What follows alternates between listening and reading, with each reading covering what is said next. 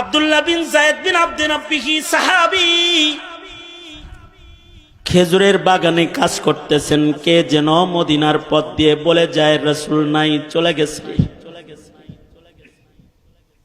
সরওয়ারে দু আলম নবীর ওফাত হয়ে গেছে রে।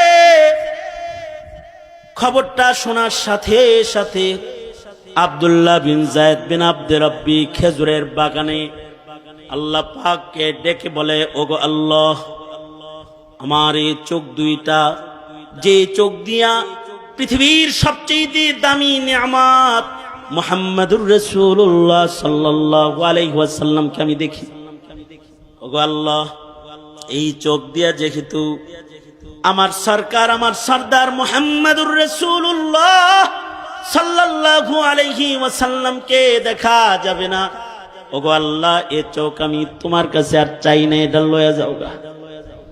যে চোখ দিয়া রাসূল দেখা যাবে না, এই চোখ দিয়া দুনিয়ার আর কোন নাজ নিয়ামত দেখতে চাই না। এবং দোয়াটা এমন দোয়ায়ে মুস্তাজাব, এমন ভাবে উনি দোয়া করেছেন, এক দিক দিয়া দোয়া শেষ হইছে, আর এক দিক দিয়া আল্লাহ তাআলা ওনার চক্ষু দুইটাকে অন্ধ করে দৃষ্টিশক্তি নিয়ে গেছে।